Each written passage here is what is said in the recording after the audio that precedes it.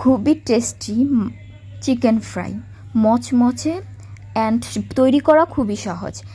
মাত্র 2টি উপকরণ দিয়ে ঘরেই তৈরি করুন মচমচে চিকেন ফ্রাই। অ্যান্ড শুধু লাগে ময়দা অ্যান্ড মুরগির বুকের মাংস। প্রথমে আমরা 2 পিস মুরগির বুকের মাংস নিয়ে নিয়েছি। খুব ভালো করে একটু পরিষ্কার করে নিতে হবে। তারপর আমরা এটাকে চাকুর সাহায্যে লম্বা লম্বা করে পিস করে নেব। অনেকটা এরকম সাইজ আপনারা দেখতেই পাচ্ছেন। খুব সুন্দর করে চিকেনগুলো কেটে নিতে হবে একেবারে স্লাইস করে। যখন চিকেন কাটা হয়ে গেলে আমরা এগুলাকে একটু পানিতে ধুয়ে নেব। ধুয়ে সব কিছু একবারে পরিষ্কার করে নিতে হবে। একটা সাইডে রেখে দিচ্ছে। এটা হচ্ছে সয়া সস, আমি ঘরেই বানিয়ে নিয়েছি সয়া সস। অ্যান্ড রেসিপি পেতে হলে আমার চ্যানেলটা সাবস্ক্রাইব করে ভিউ করে নেবেন, সয়া সসের রেসিপিটা দেখে নেবেন। এখন সয়া সসের ভেতর আমরা দিয়ে দেব চিকেন, স্লাইস করা চিকেন একটু চিপে চিপে দেব যেন পানিটা স্যুপ করে নেয়। খুব সুন্দর করে এক একটা স্লাইস সয়া সসের ভেতর ডুবিয়ে নেব। এই পর্যায়ে একটু আস্তে আস্তে খুব সুন্দর করে মেশাতে হবে। তারপর দিয়ে দেব আদা অ্যান্ড রসুন বাটা অ্যান্ড সামান্য পরিমাণ লবণ। আপনারা টেস্ট অনুযায়ী দেবেন। সয়া সসে কিন্তু লবণ থাকে, তাই আমি অল্প পরিমাণ দিয়েছি। লাগলে আরেকটু দিয়ে দেব। আমার লেগেছে আরেকটু লবণ, চেক করেছি, তাই আমরা আরেকটু পরিমাণ লবণ দিয়ে দেব। দেখতেই পাচ্ছেন কতটা সুন্দর কালার হয়েছে। একেবারেই মিশিয়ে ফেলব। এখন আমরা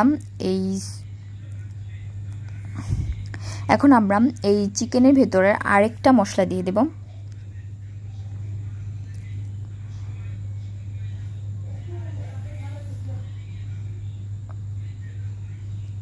ময়দা নিয়ে নিলাম। ময়দাতে একটু লবণ দিয়ে খুব ভালো করে মেখে নেব। মসৃণ করে মাখতে হবে। মেখে ফেলেছি। অ্যান্ড এটাতে কিন্তু আমি একটা মশলা দিয়েছি, সেটা হচ্ছে গরম মশলা চিকেনে। তারপর এই চিকেনটা একটা একটা করে ময়দাতে কোট করে নেব।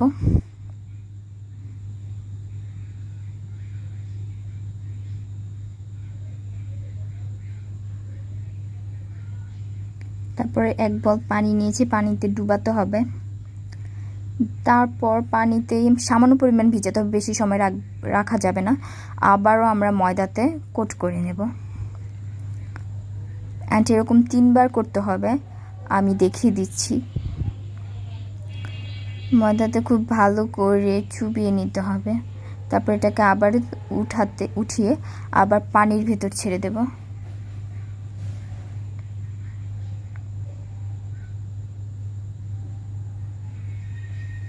ছেড়ে দিয়েছি। এখন এটাকে আবার উঠিয়ে আমরা ময়দাতে কোট করে নেব।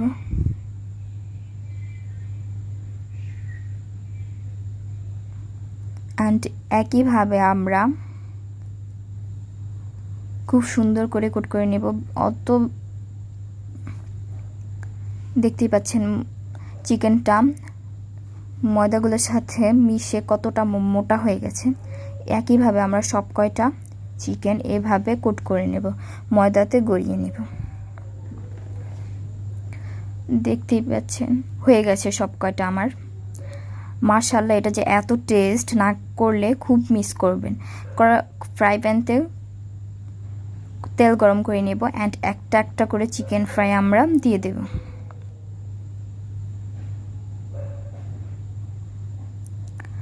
আমি কিন্তু আমার মাত্র 2 পিস বুকের মাংস থেকে আমাদের অনেক পরিমাণ চিকেন হয়েছে। এগুলো সব কয়টা একটা একটা করে আমরা ভেজে নেব। আমার কড়াইটা যেহেতু একটু বড়, আমি একই সাথে সব কয়টা দিতে পারবো। অ্যান্ড আলতো হাতে আস্তে আস্তে করে ভাজতে হবে। অ্যান্ড চুলার আঁচটা লো টু মিডিয়ামে রাখতে হবে। বেশি জোরে দিলে কিন্তু ভিতরে কাঁচা থেকে যাবে মাংসটা, অ্যান্ড উপর দিয়ে পুড়ে যাবে। তাই একেবারে লো আছে এগুলা ভেজে নিতে হবে।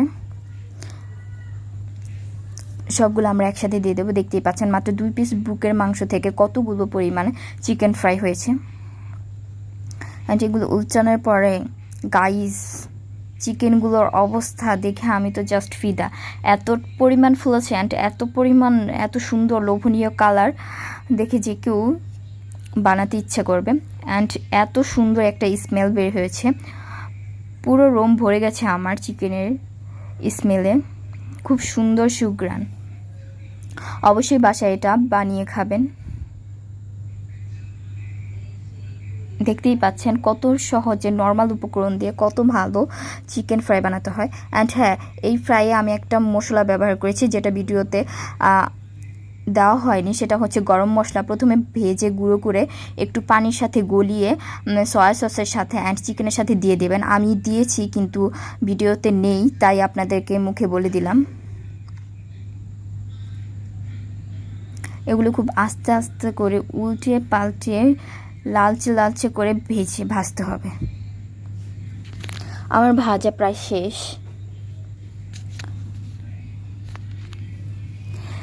মুরগির বুকের ফেলে দেওয়া মাংসগুলো খুব বাজেভাবে না খেয়ে এভাবে খেয়ে ফেলতে পারেন।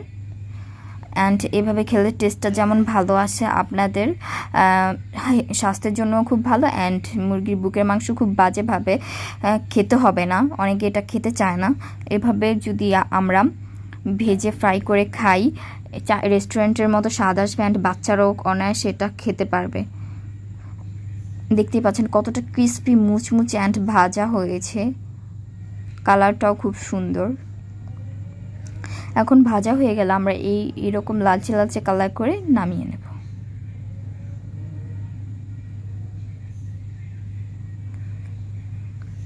সসের সাথে আপনারা খেতে পারেন মচমচে চিকেন ফ্রাই।